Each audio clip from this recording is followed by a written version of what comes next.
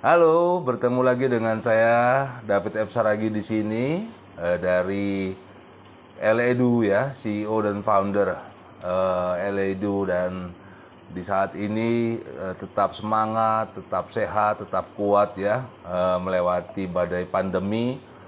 Dan pada kesempatan yang indah ini kita akan ketemu dengan seorang teman ya, namanya Bro Edi Wiharja. Yes, beliau adalah orang yang memperkenalkan saya kepada dunia ini ya, dunia startup. Oke.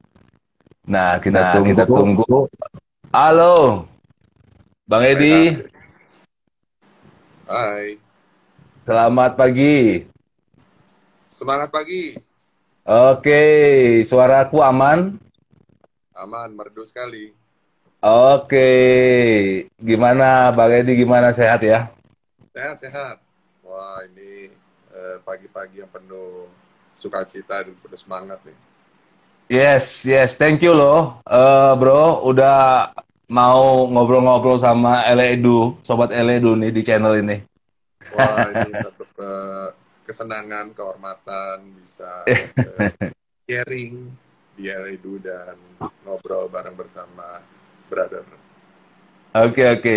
Ya, tadi seperti di awal aku cerita bahwa Bro Edi ini salah satu ya yang memperkenalkan saya dari dunia startup ini ya kan, udah berapa tahun yang lalu itu ya. Benar-benar. Lalu saya waktu itu cuman bengong aja kan diceritain sama brother ini ya kan tentang startup gitu kan, apa gitu kan ya. Tapi ya seiringnya berjalan waktu, wah, pokoknya semakin mencintai gitu ya. Bahwa seru-seru sedap lah ya. Oke. Nah, Bang Edi, nah ini kita mau dengar dulu nih profil dari Bang Edi. Tadi saya belum sempat menceritakan ke teman-teman Sobat Eledu. Boleh dong ceritain sedikit tentang profilnya Bro Edi sekarang lagi ngapain, ngerjain apa, terus apa aja, silakan. Ya, hai Sobat Edu. Perkenalkan, nama saya Edi Wiharja. Kalau sedikit tentang background saya, dulu pedagang gelodok lah di eh, era tahun 2000 sampai 2010. Jadi dari pedagang gelodok bertransformasi menjadi entrepreneur khususnya di bidang teknologi, startup, kemudian juga jadi eh, coach atau mentor, bahkan melakukan bisnis konsultan. Nah, memang perjalanannya itu tidaklah sesuatu yang dicapai dengan cepat gitu ya, tetapi Hmm. ini adalah proses transformasi.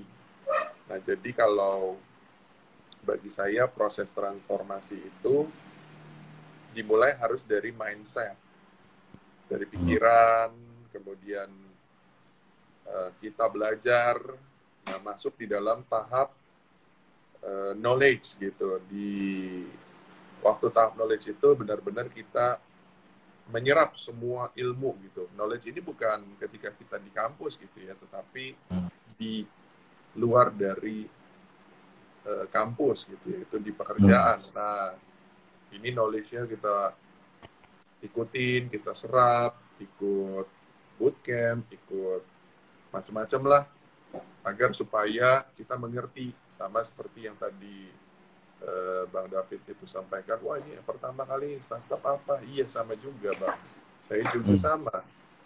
Di pertama kali juga bingung, apa yang diomongin gitu kan, jadi bengong aja gitu. Tapi itu proses dari pembelajaran kan. Kalau sekarang seharusnya sudah lebih banyak ya, kalau dulu 10 tahun, 15 tahun yang lalu cukup lumayan seru tuh.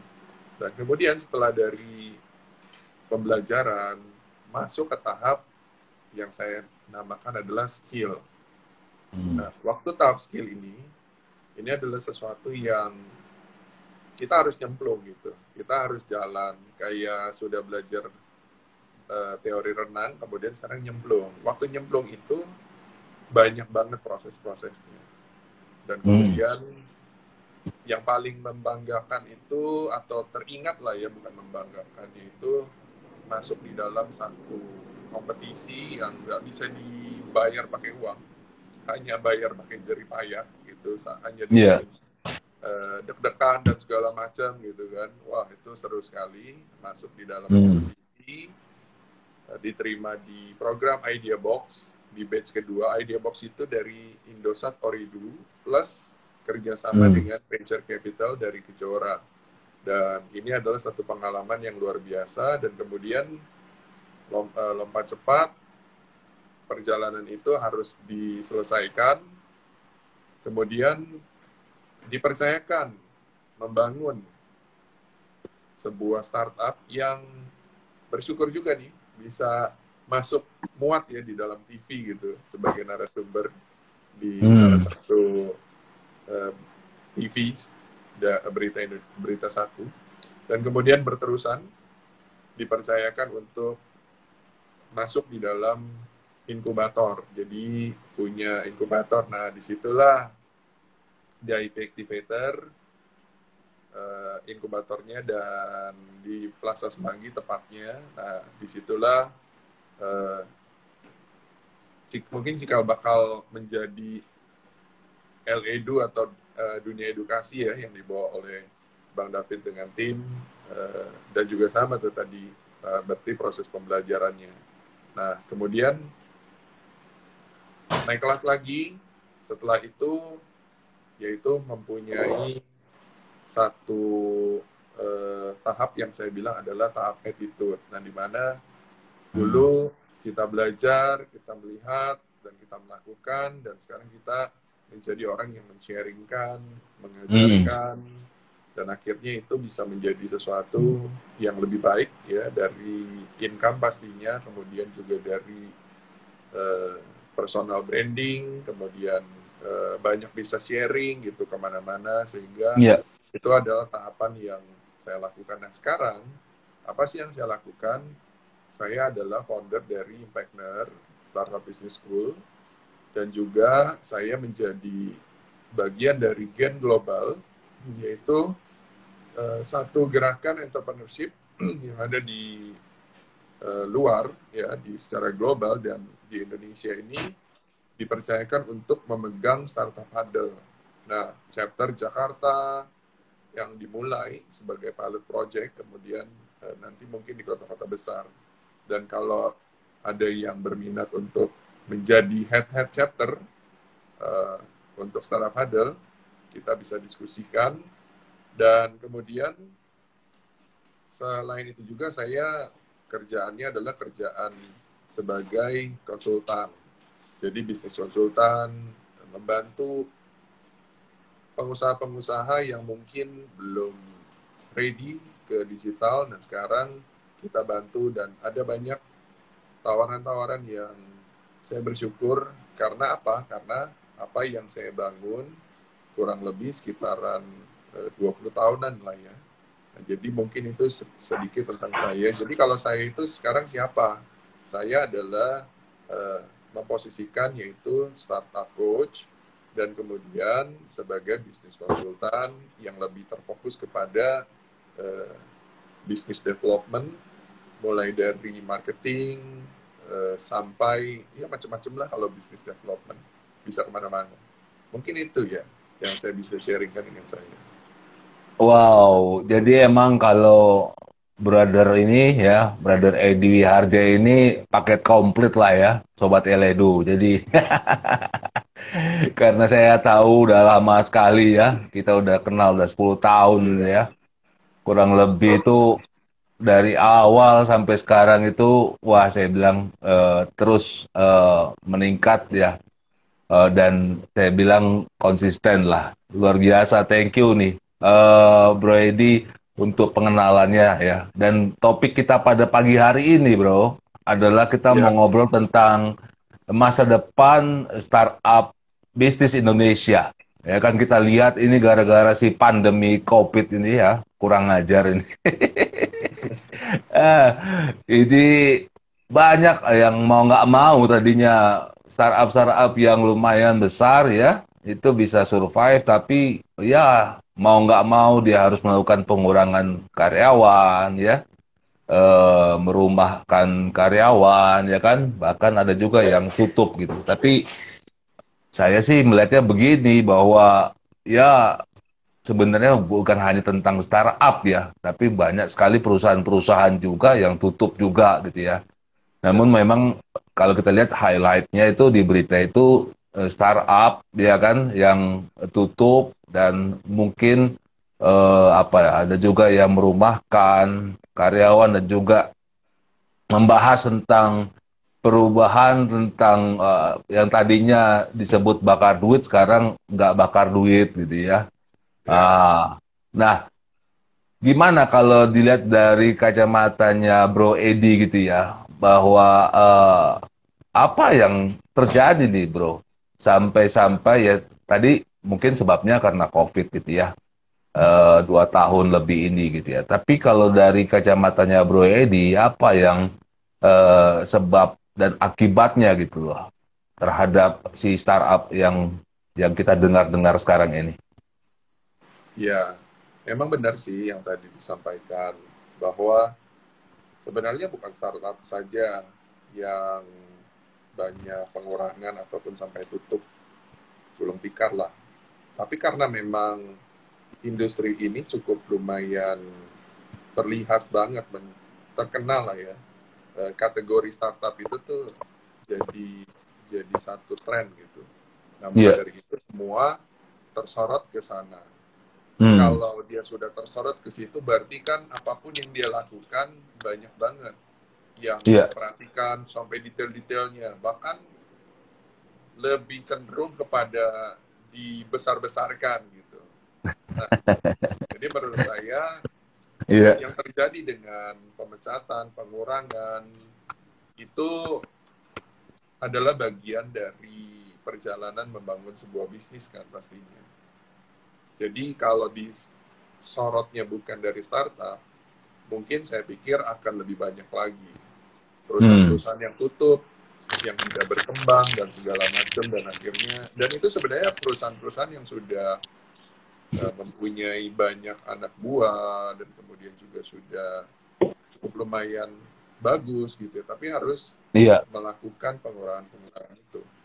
Nah, jadi sebenarnya kalau kita membahas tentang startup ini, kenapa sih dia itu banyak persoalan gitu ya? Pertama pastinya, ini kalau saya lihat dari seorang founder, di mana dulu tahapan pertama mulai dari stagingnya itu, pendanaannya mungkin dari bootstrapping gitu ya, modal sendiri, dia masih harus melakukan segala sesuatunya itu semuanya. Kemudian setelah itu dia naik kelas, mulai ada pendanaan, udah mulai Iya.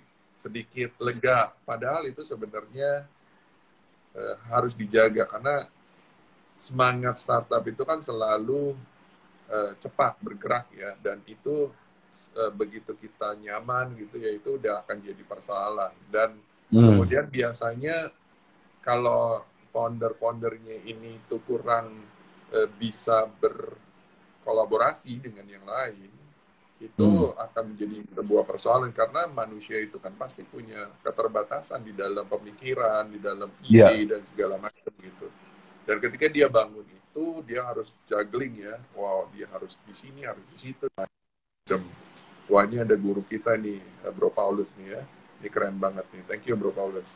Nah, lanjut ya. Nah, ini kalau saya lihat tadi jugglingnya itu sana sini dan itu yang menjadi persoalan ketika dia dapat pendanaan lagi gitu kan. Nah, Hmm. semakin banyak, semakin besar dituntut menjadi pendanaannya makin besar dituntut untuk actionnya juga besar. Nah, Hmm. persoalannya kita tahu dalam waktu yang singkat orang itu bertransformasi dengan cepat begitu. Dan Iya. waktu bertransformasi berkembang dengan cepat dan sudah besar, kalau dia punya apa namanya ya, dasarnya itu tidak kuat-kuat banget, tidak di planet dengan baik gitu, itu akan menjadi sebuah persoalan yang menurut saya menjadi sebuah persoalan di dalam internal dari si startup company itu. Karena Hmm. mulai di dalam investment, wah seri satu, seri itu banyak permintaan kan, udah banyak Ya. demand gitu di dalamnya. Wah mesti begini, dan akhirnya kalau tidak menemukan satu tim yang solid gitu, itu akan menjadi sebuah permasalahan yang sulit banget untuk dikontrol. Lebih baik kan Hmm. merencanakan sesuatu dari awal ya dengan sebuah rencana yang cukup lumayan matang, tapi walaupun idealnya tidak mungkin terjadi seperti itu, tapi harus punya semangat yang itu. Ya mungkin kalau dinilai 1 sampai 10 gitu, itu Ya.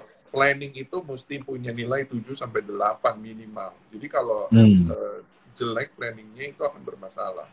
Dan ketika siap untuk membesar, ini menantang juga kan, di Hmm. mana ketika kita itu terlihat di di permukaan dan cukup lumayan tinggi posisi kita ataupun cukup lumayan seksi di dalam bisnisnya itu sendiri, maka banyak saingan-saingan yang mulai melirik, wah ini sepertinya bisnis oke. Nah, jadi akan muncul kompetitor-kompetitor yang kita juga nggak tahu kekuatannya seperti apa.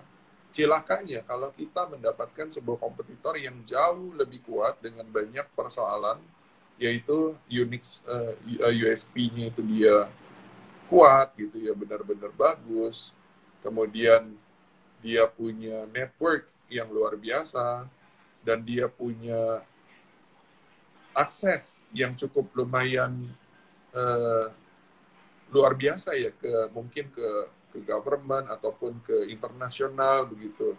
Nah itu menurut saya akan menjadi sebuah hal yang berat gitu ya untuk dilawan gitu sama si uh, kompetitor tersebut. Nah agar supaya kita menjadi kompetitor yang kuat bagi orang lain, ya kita harus siapkan pertama pastinya membuka network kolaborasi dengan teman-teman yang atau partner-partner yang punya strategis gitu. Nah, jadi kita harus mampu untuk berstrategi untuk bisa mengatur. Ini kalau teorinya zaman perang dulu ya, Hmm. eh, itu harus apa luar biasa banget tuh strategi menempatkan eh, penyerang, kemudian Hmm. menempatkan pertahanan seperti apa. Nah itu memang it's art ya, jadi itu seni gitu. Nah, persoalannya seni itu bisa nggak dipelajari? Bisa, tetapi lebih banyak prakteknya. Lebih banyak jalan Ya. di lapangan dan kemudian berbenturan dengan persoalan dan akhirnya mereka menjadi kuat. Jadi kalau sekarang mungkin banyak hal yang belum diketahui, belum dijalankan bagi teman-teman LEDU, itu ya harus dilakukan sekarang. Jangan berharap ketika sudah lulus kuliah, kemudian mendapatkan sebuah cerita yang wow gitu, langsung gitu ya. Itu ada beberapa, tapi kebanyakan tidak seperti itu.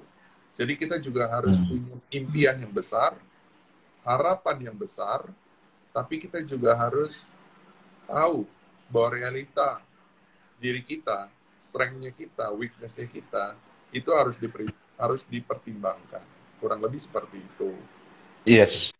Jadi di emang dibilang bahwa apa namanya, kalau kalau saya melihat bahwa memang benar-benar penyaringan banget ya. Penyaringan 2 tahun ini gitu kan ya, dan kedepannya gitu ya, baik itu secara apa institusi startupnya ya kan, baik kepada personal yang ada di dalam startupnya, itu benar-benar penyaringan gitu ya. Karena saya lihat juga banyak yang akhirnya dia tulis di status kan ya, wah bercurhat-curhat gitu kan, wah kapok di dunia startup, terus balik lagi jadi karyawan gitu-gitu ya. Kalau saya bilang mah ya itu artinya nggak lewat, nggak pas aja kamunya di situ gitu kan ya, maksudnya di dalam dunia yang baru itu di startup gitu. Dan memang kalau dikatakan tadi ya sama Bro Edi ya, bagaimana sebenarnya kan spiritnya itu kan bagaimana cepatnya melakukan perubahan gitu ya.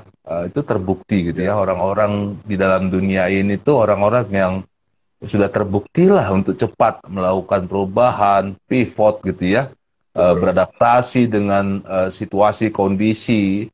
Ya, walaupun harus masuk turun lembah gitu kan ya, lewati air mata, tapi itu kan kehidupan ya, bener ya dia, kayak begitu ya dia. Benar.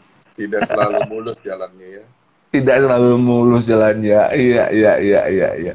Tapi Jadi memang kalau gimana bang? kalau bicara tentang eh, menjalankan sebuah bisnis, ini contoh ya, dari pandemi Mm-mm. ini ada beberapa yang kehit keras. Mm-mm. Jadi nggak ada sesuatu yang pasti kan di Ya. dalam kita membangun sebuah pekerjaan. Mm-mm. Contoh yang sederhana, saya punya teman Ya. bertahun-tahun, ini bukan startup, ini hanya bisnis biasa gitu ya. Dan Oke. dengan bisnis ini dia income-nya cukup lumayan besar gitu. Mm-mm. Bisnisnya apa? Bisnisnya itu antar jemput anak-anak sekolah. Oke. Nah kita tahu 2 tahun terakhir anaknya Di nggak rumah sekolah semua ya. di Oh, rumah iya, semua. iya. Mm-mm. Income dia pertama income setiap harinya atau ya pendapatan keluarga itu dari situ. Nah Mm-mm. bayangkan bisnis yang sudah berjalan sedemikian rupa Mm-mm. bukan kecil gitu ya, tapi dia nggak pernah berpikir emang ada orang yang nggak sekolah gitu ya. Ternyata benar Mm-mm. saat ini terjadi bahwa Mm-mm. orang Padang tidak bersekolah gitu, dan itu benar-benar berat. Dan ini sebuah contoh bahwa Mm-mm. ketika terjadi sesuatu krisis ya, tidak hanya dilihat dari startup, tidak hanya dilihat Mm-mm. dari perusahaan besar, kecil, apapun itu ukurannya. Tetapi memang ini persoalan yang tidak mudah. Tetapi semangat dari entrepreneurship, khususnya founder startup, yang kalau kita memakai kata startup, semangatnya ya itu adalah kelincahan. Jadi kita harus Yes. bisa mempunyai satu terobosan. Contoh yang dilakukan sama AirAsia mungkin ya, dan Ya. beberapa perusahaan-perusahaan besar. Itu nggak main-main kan, drastis banget dari urusan kapal terbang Mm-mm. menjadi jualan makanan. Iya, Nah, iya. tapi it's about uh, kelincahan gitu. Itu sih yang saya Mm. menambahkan. Iya. Dan dibilang kalau ada juga yang membahas tentang bagaimana masa depan startup gitu ya. Ini yang terbaru nih saya baca gitu kan ya, ada ya nggak usah, pasti udah tahu, pada tahu gitu ya, ada perusahaan startup namanya Mangkokku diinvest 101 miliar gitu ya. Wow, ya itu walaupun ya kita tahu lah siapa pemiliknya, tapi bisa dibayangkan gitu ya bahwa 101 miliar diinvestasikan gitu kan ya di masa-masa yang seperti ini gitu kan, pasti melihat daripada bahwa masa depan yang ke depannya seperti apa gitu. Dan beberapa beberapa lagi yang diinvest juga di beberapa startup-startup. Jadi kalau dibilang tadi yang di awal tentang bakar duit gitu ya. Dan sekarang sudah bisa kita lihat juga ada perubahan startup menggunakan apa namanya, bukan menggunakan, tapi juga dilihat dari bagaimana si startup itu sudah making money gitu ya. Itu juga yang dilihat oleh para venture ataupun investor-investor. Nah, gimana menurutmu ke depannya? Ya, kalau dari yang saya ikuti selama ini, perjalanan 10 tahun lebih meneropong tentang startup. Ya. Jadi memang setiap dekade itu pasti bergeser. Hmm. Pasti dia bergeser. Dulu era bakar duit itu menjadi sesuatu yang biasa. Kalau tidak bakar duit, itu jadi persoalan. Mungkin saya teringat dengan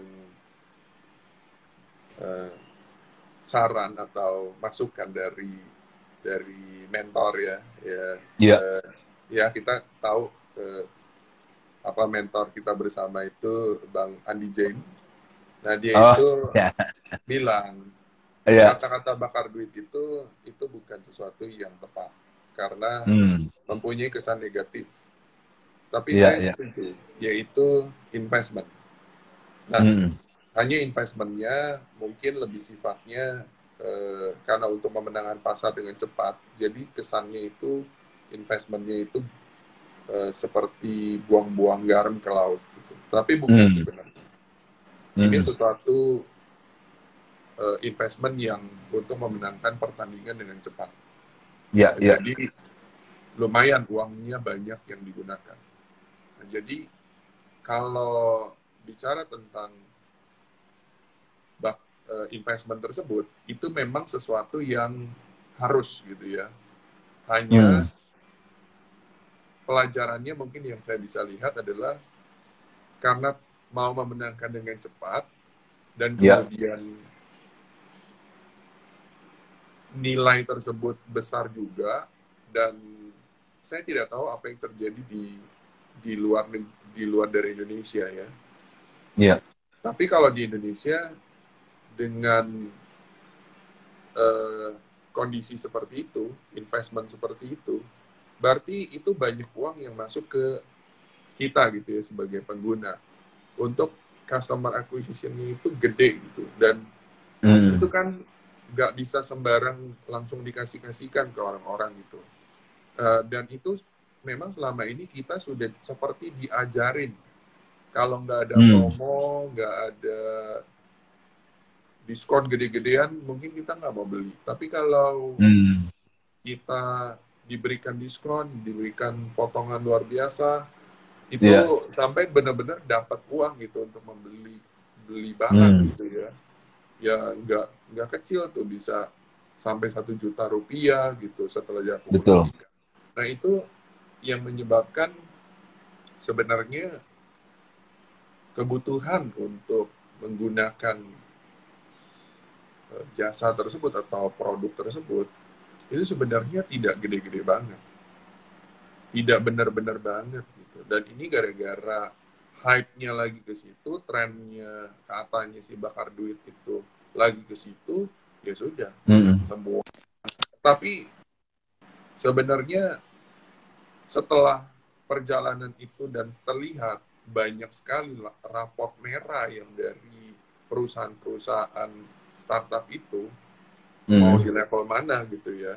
Walaupun kita Iya. tahu bisnis startup itu cukup lumayan unik gitu ya, sulit untuk dimengerti dengan pemikiran yang biasa. Bahkan saya sering nyeleneh, kalkulator Hmm. glodok itu bisa meledak kalau menghitung yang namanya startup, punya cara gitu ya. Nah, perusahaan Iya. rugi merah tapi valuasi luar biasa dan ini memang sesuatu yang perlu dimengerti dengan sedemikian rupa sehingga jadi kita tahu kenapa walaupun merah orang mau untuk invest di sana.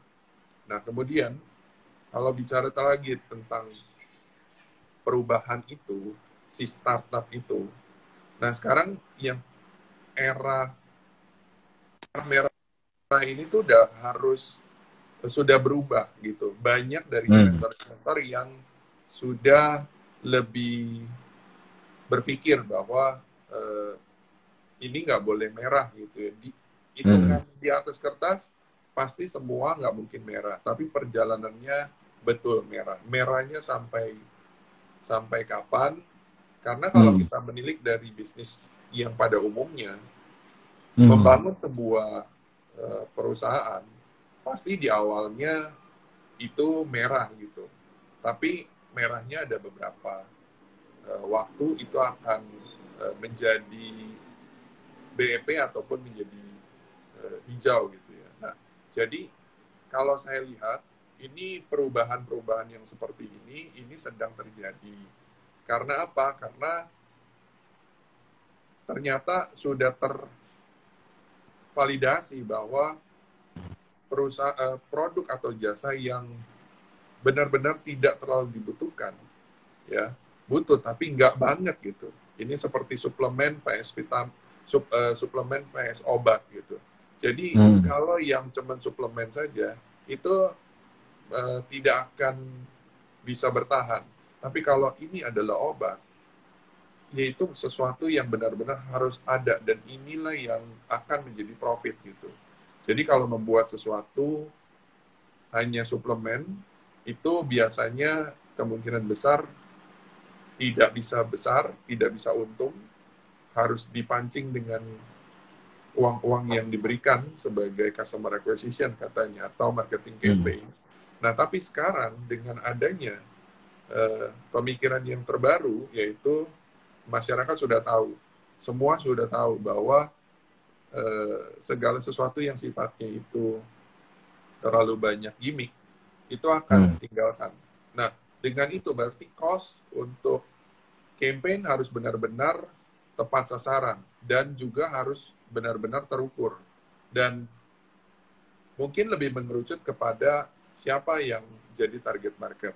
Nah, kalau itu sudah dilakukan, dan itu udah pasti perusahaan tersebut akan menghemat banyak marketing campaign yang tidak perlu. Dan akhirnya menyebabkan perusahaan itu akan menjadi lebih baik gitu. Dan investor atau appetite sekarang sudah harus membuat sebuah startup, ya, kata-kata harus mungkin saya ralat, sebijaksana mungkin, yaitu menggabungkan filosofi yang dimana Impactner memakai itu, yaitu kita harus mengambil wisdom dari bisnis pada umumnya, tapi kita harus menggabungkannya dengan agility dari startup itu sendiri. Nah, business wise itu tetap itu harus untung. Itu harus bisa minimum untuk menutupi biaya operasional, biaya segala macam yang sedang ada gitu. Mungkin untungnya belum, tapi sudah bisa nutupin. Nah, itulah yang dicari. Nah, bagaimana agar supaya kita bisa membangun startup yang seperti itu? Ya pastinya kembali lagi kepada startup ini harus bikin uang.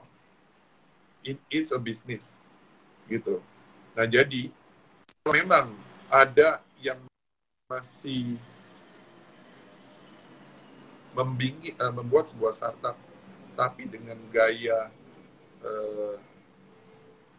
bukan business wise gitu ya, tapi benar-benar harus dorong dengan investment yang besar, marketing campaign besar, investasi yang besar, itu mungkin harus dengan satu inovasi yang terbaru gitu ya. Contoh ya seperti Elon Musk bikin sesuatu yang luar biasa gitu, dan itu memang membutuhkan banyak uang. Tapi kalau untuk hanya bikin e-commerce lagi, hanya bikin services yang sudah ada gitu ya, contoh online, ojek dan segala macam, walaupun katanya mau versinya beda, tetap aja dia lagi. Nah, kalau seperti itu, mau menghabiskan banyak uang sebanyak-banyaknya pun tidak akan kuat. Tapi kalau memang ada terobosan baru gitu ya, yang memang kita tahu itu harus diedukasi ke masyarakat, itu menurut saya adalah satu startup yang sehat gitu. Walaupun katanya harus membakar uang. Kurang lebih gitu. Yes. Thank you, Di. Jadi emang seperti yang disampaikan sama Bro Edi ya tadi ya, juga terjadi juga di Eledu ya, di mana dalam proses untuk pembangunan aplikasi ya kan, dan memang tidak mudah ya untuk membuat sebuah aplikasi karena dalam perjalanan waktu begitu banyak yang dimodifikasi, yang ditambahkan dan dikurangi segala macam gitu ya, banyak berevolusi walaupun belum lahir tapi sudah berevolusi gitu ya. Dan mau nggak mau startup Eledu harus juga menghasilkan uang, dan tadi yang disampaikan sama Bro Edi benar sekali. Jadi kami pun melakukan hal yang sama, harus mempunyai wisdom ya, business wisdom. Dan akhirnya puji Tuhan dengan apa bisnis model yang lain, yaitu sebagai seorang trainer, sebagai seorang konsultan untuk edukasi ya, sekolah, pendidikan, lembaga pendidikan gitu kan ya. Iya, Dan saat ini sudah ada beberapa yang bekerja sama dengan Eledu, ya lumayan, jadi itu bisa menghasilkan gitu ya, bisa betul. menjadi satu income gitu ya. Jadi coba dibayangkan kalau kami hanya dengan fokus kepada aplikasi yang terus-menerus disempurnakan gitu ya, Iya, waduh, itu tidak akan dapat apa-apa, yang dapat ya itu malah itu aja ya, hanya capeknya aja jadinya. Jadi betul. memang kalau dikatakan bahwa startup yang saat ini gitu ya, itu harus mempunyai wisdom. Tadi saya sangat tertarik dengan kata-katanya Bang Edi ya tentang business wisdom. Harus benar-benar berhikmat ya ketika di dalam masa-masa sekarang gitu kan ya. Itu berbicara tentang idealisme kita gitu ya, idealisme kita sebagai seorang Iya, founder, sebagai seorang CEO gitu kan ya, betul. tapi juga harus melihat pada realitas kehidupan gitu kan ya. Jadi Benar. ya itu yang dilakukan oleh Eledu juga di kita akhirnya malah dibukakan oleh Tuhan Sang Maha Kuasa itu adalah menjalin hubungan dengan sekolah-sekolah, dengan madrasah gitu kan ya. Iya, Itu akhirnya bisa menjadi apa sumber penghidupan juga buat Eledu. betul. Seperti itu. Ya, Oke, oke. ya memang kalau mau membuat sebuah bisnis sih pastinya benar ada sesuatu yang sifatnya inovasi gitu ya. Hmm. Inovasi memang perlu orang-orang yang harus berani untuk berinovasi. Tetapi Hmm. jangan jangan lupa bahwa tahap inovasi itu ada yang mendanai. Yep. Nah, yang bisa mendanai itu adalah hal yang sudah pernah sudah dikuasai untuk dilakukan. Contoh Ya. dari L-Edu misalnya. Nah, L-Edu ini kan di awal dari founder yang adalah seorang trainer atau edukator ataupun yang mengerti tentang hal-hal yang bersifat eh, apa namanya pelatihan gitu ya. Nah, Ya. ketika difokuskan kepada inovasi yang baru, maka waktunya itu akan menjadi tersita untuk inovasi yang baru itu dan itu jadi sebuah tantangan sendiri karena kita tahu kan as a founder membangun sebuah startup yang timnya belum besar, dia harus melakukan banyak hal. Mau tidak mau harus kembali kepada business wisdom yang tadi, yaitu ini harus ada pemasukan dulu gitu. Dengan Hmm. apa? Ya dengan fitur-fitur atau service-service yang memang mungkin nggak keren-keren amat sih. Apa sih Hmm. bedanya bikin training, kalau seperti saya apa sih bikin konsultan gitu kan. Nggak keren-keren amat gitu. Bahkan incubator startup yang atau sekolah Impactner Startup Business School ini pun bukan sesuatu yang eh, luar biasa berbeda gitu. Enggak, ini memang sesuatu yang kita bangun di dasarnya adalah sebagai bahan untuk kita mendapatkan uang gitu ya agar supaya inovasi kita berjalan. Nah, Ya. ini adalah satu step yang menurut saya yang harus dibiasakan ketika anak-anak muda mau membangun sebuah bisnis gitu. Hmm. Bisnis apapun itu, startup atau apa. Jangan sampai terlalu banyak berinovasi yang akhirnya menyebabkan uang itu terlalu jor-joran keluar di sana. Dan akhirnya Hmm.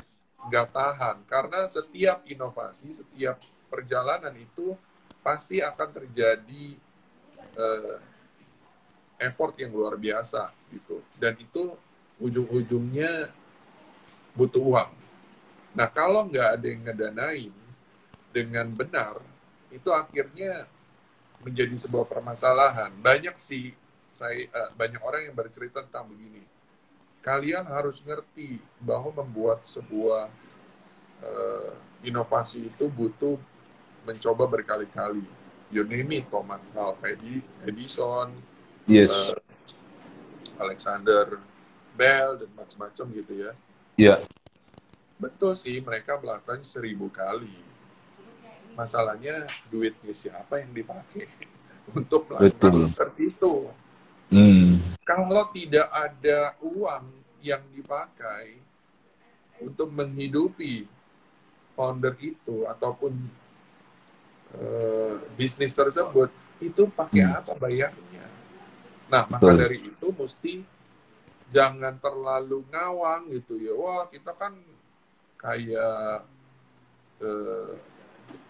inovator, pencipta-pencipta yang luar biasa itu gitu loh. Kita harus punya semangat itu. Jadi kalau gagal itu biasa tuh dia 1000 kali gagal. Iya, 1000 kalinya gagalnya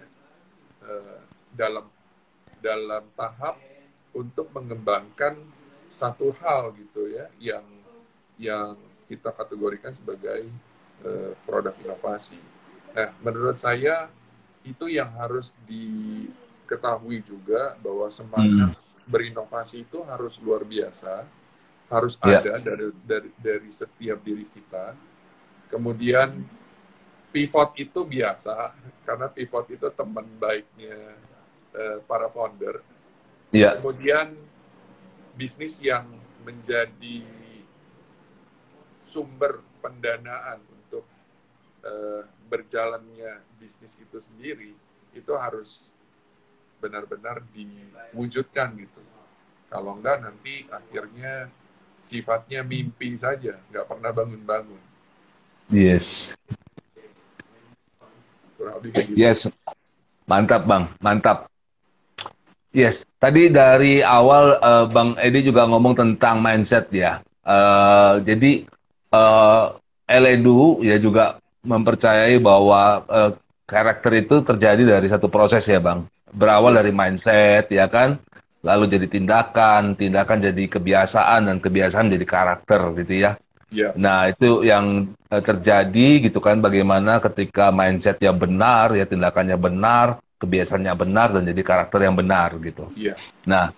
Nah, kalau saat ini yang Bang Edi lihat dan sarankan gitu ya, terutama kepada anak-anak muda, karena banyak juga nih teman-teman Eledu yang anak-anak muda di sini gitu ya, itu yang mungkin punya mimpi, Bang, untuk bangun startup, tapi ketika melihat berita-berita sekarang mungkin pada deg-degan, pada takut, udahlah saya jadi pegawai aja deh kalau kayak gitu. Atau akhirnya dikubur lagi mimpinya gitu ya. Nah, mungkin ada saran dan masukan dari Bang Edi gitu, supaya mindset sebagai seorang startup itu mesti kayak gimana sih, Bang? Ya, apalagi di saat-saat di new era ini ya, sesudah pandemi ini. Silakan, Bang. Ya, startup is a journey. Membangun startup adalah sebuah journey. Dan journey itu pasti dimulai dari founder ataupun co-founder atau core team-nya. Nah, pastikan komposisi sebagai founder itu mesti clear, bahwa begini. Ketika kita mau membangun sebuah startup atau apapun sesuatu yang baru itu pasti harus dibutuhkan pengalaman-pengalaman. Dan pengalaman itu pasti berhubungan dengan uang, ya, dengan waktu, uang, dan tenaga.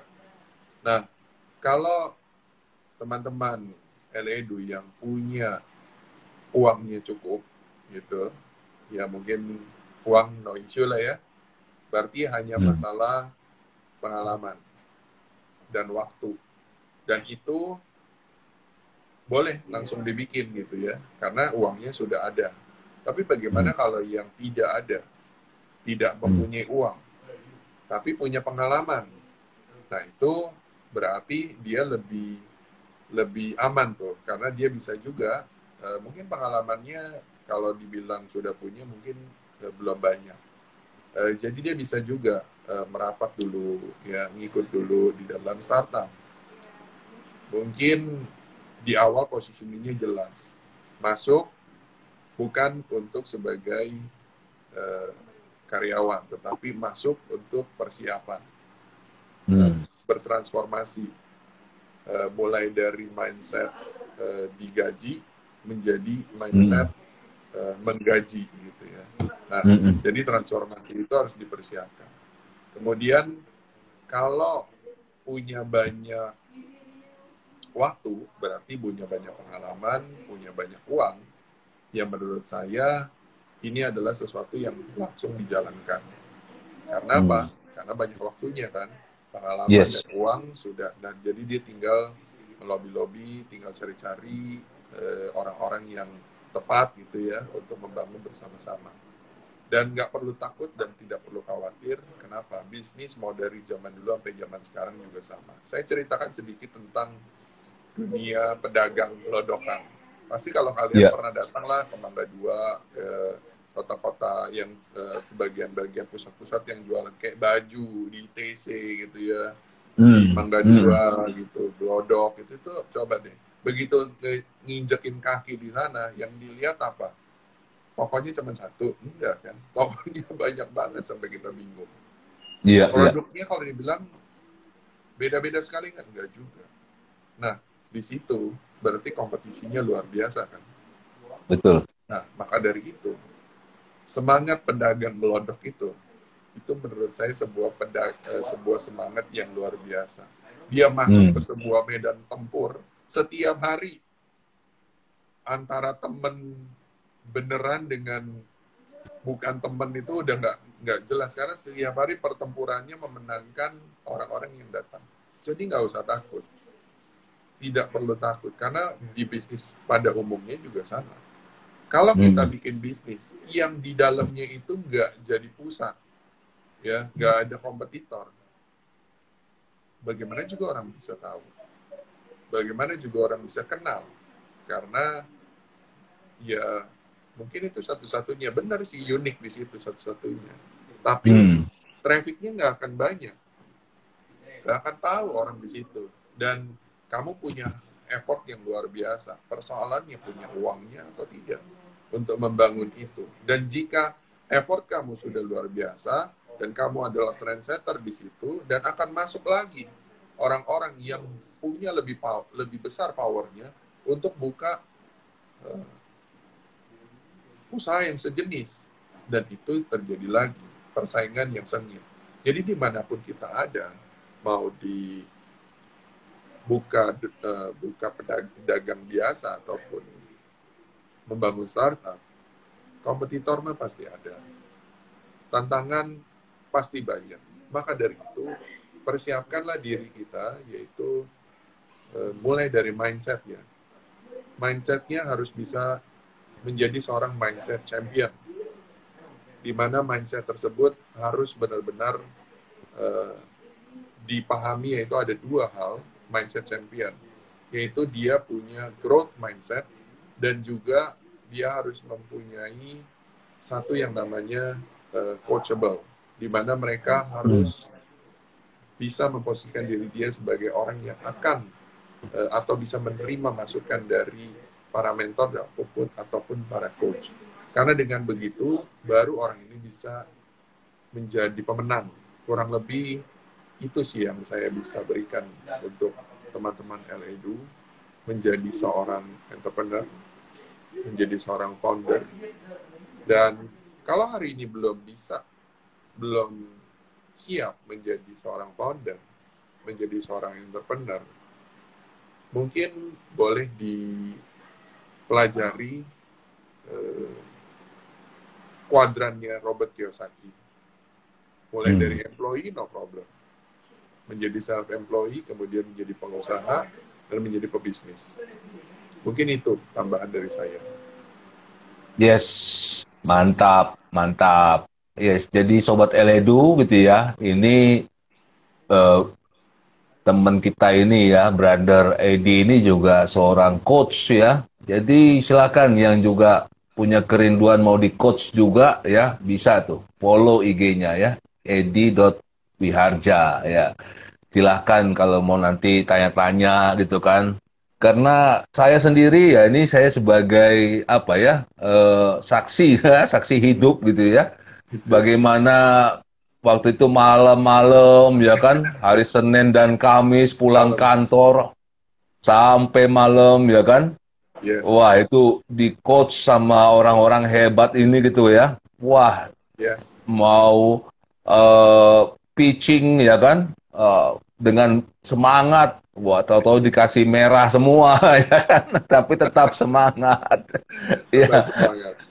tetap semangat dan akhirnya ya itulah ya namanya kita tuh belajar ya, belajar belajar Yes. belajar itu itulah yang akhirnya membentuk kita gitu. Jadi tadi saya juga dapat ya bahwa ya harus terus belajar ya Bang ya, terus Betul, betul. belajar.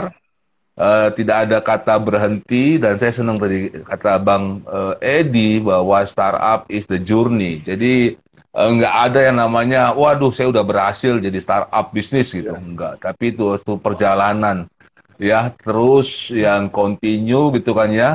Saya juga sampai saat ini ya kan kita terus malam-malam kita belajar Betul. pakai Zoom ya kan, webinar, YouTube gitu kan. Dan saya juga apa encourage para sobat Eledu ya kan di mana saja yang saat ini menyaksikan, ayo belajar ya kan. Buka YouTube yang berkualitas ya Yes. kan, ikuti Zoom webinar yang Yes. berkualitas. Kalau memang harus ada investasi ya investasikan diri Anda ya kan Betul. karena suatu saat itu pasti akan menuai hasil. Wah. Luar biasa, Oke. mantap. Bang Edi. Nah, apa namanya satu hal lagi yang saya mau tanya gitu ya. Nah, Ya. ini tadi tentang coach gitu ya. Saya tadi apa juga mengatakan eh, bahwa kita kan memang harus terus belajar. Nah, Bang Edi sebagai seorang coach gitu ya, Ya. apa pentingnya ya di coach gitu, Bang Edi?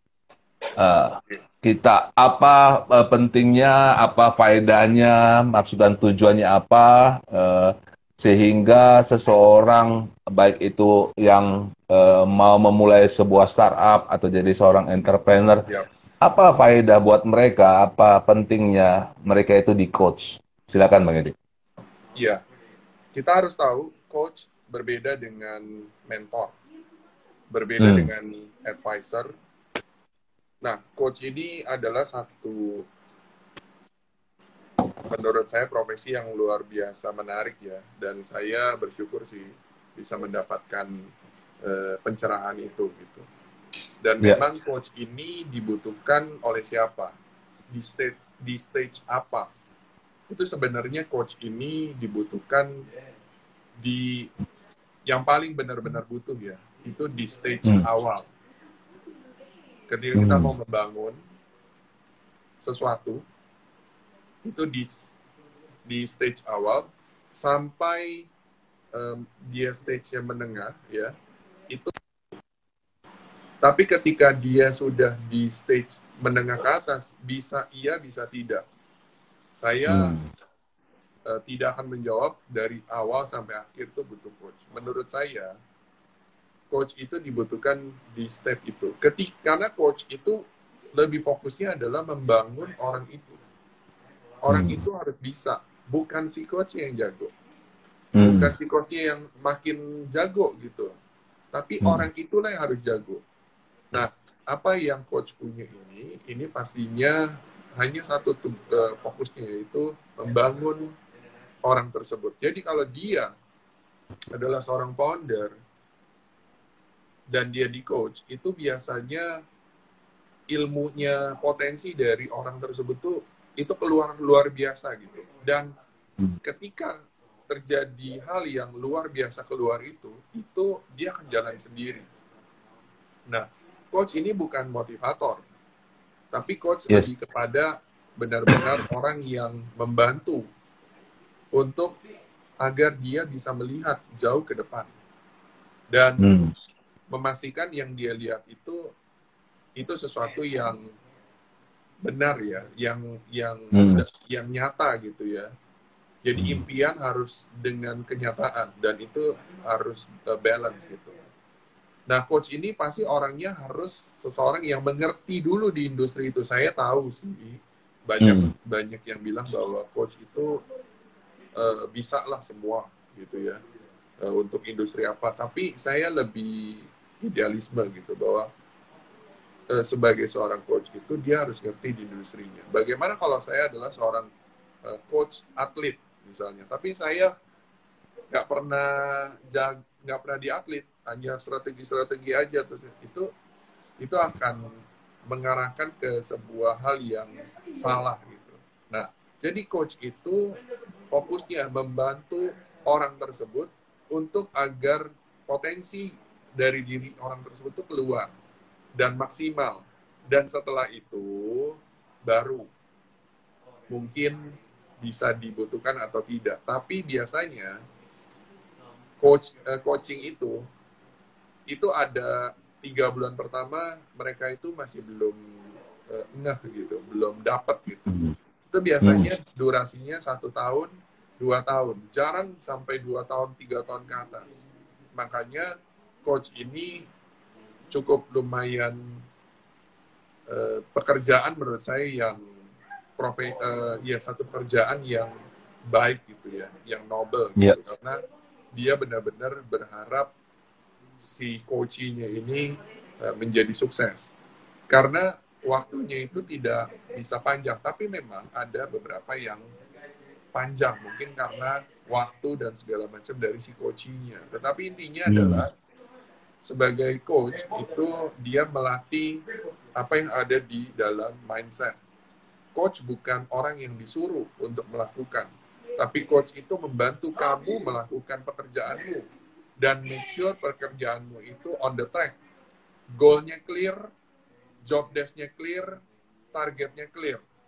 Dan itu clarity is everything gitu. Nah, itulah yang Hmm. dibangun oleh seorang coach. Dan ketika kita menjadi seorang coach, belajar doang sertifikasi, nggak pernah dijalankan, nggak pernah lakukan, itu juga masalah.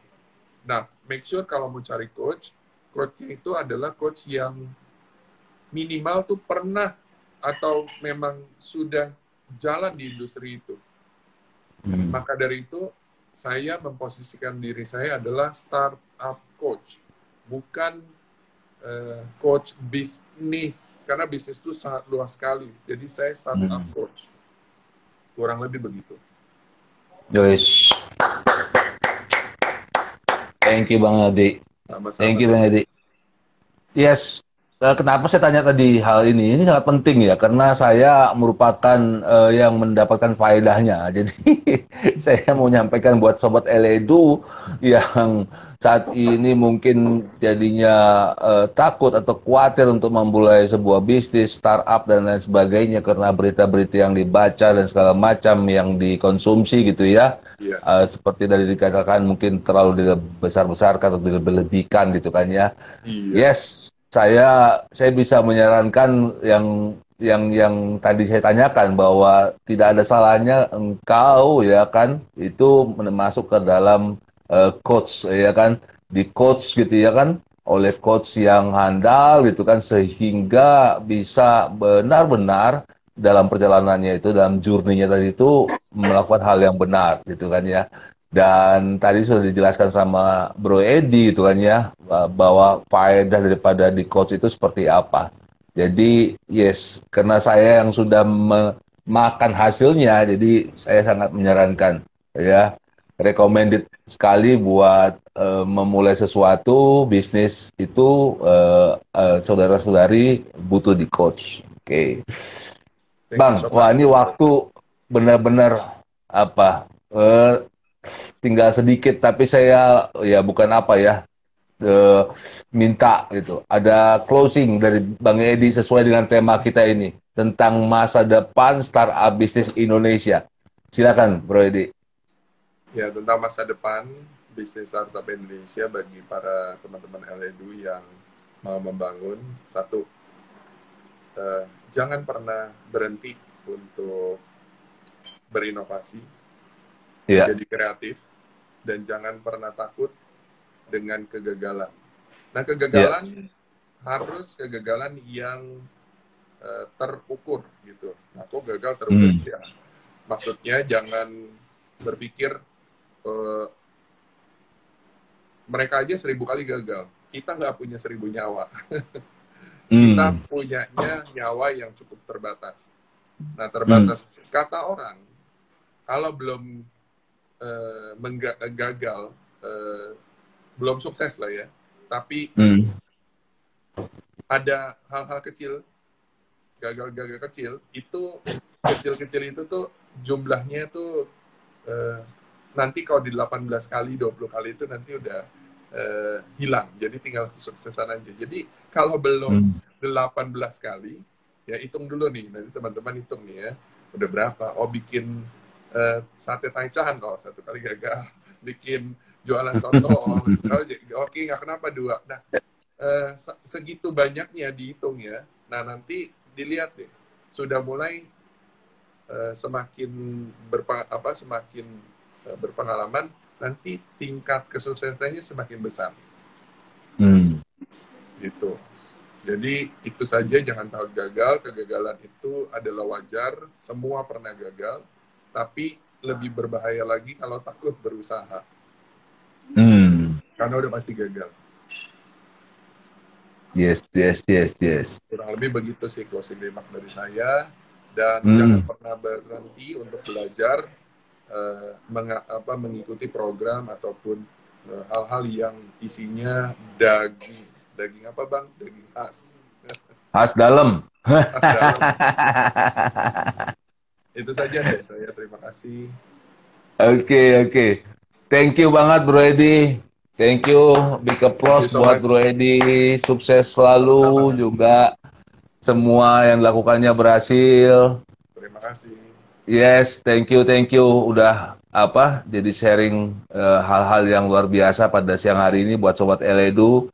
Sampai ketemu lagi ya. Nanti kalau di undang-undang kita join lagi ya. Siap. Thank you so much. Terima kasih Oke, teman-teman yang sudah live juga ya. oke. Thank you Thank Bang. you. God bless Bang. God bless Oke. you.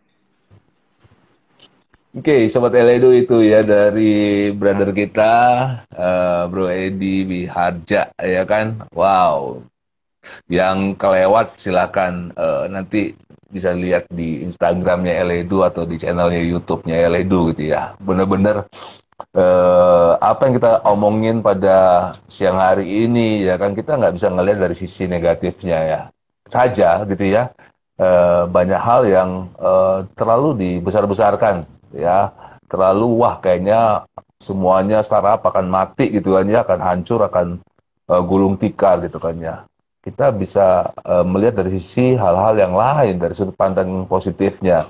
Bagaimana startup itu berinovasi, bagaimana startup itu melakukan improvement, ya kan, melakukan perubahan-perubahan dengan cepat, ya kan, dan hal-hal lain ya spiritnya yang kita bisa pelajari. Jadi ayo ya bagi sobat Eledu yang mau membangun bisnis ya, mau membangun startup ataupun entrepreneur, oke, don't give up, maju terus ya kan. Silakan disaksikan lagi tadi videonya bersama dengan Bro Edi Wiharja. Oke, tetap semangat, sehat-sehat ya, keep on growing and never give up. God bless, thank you.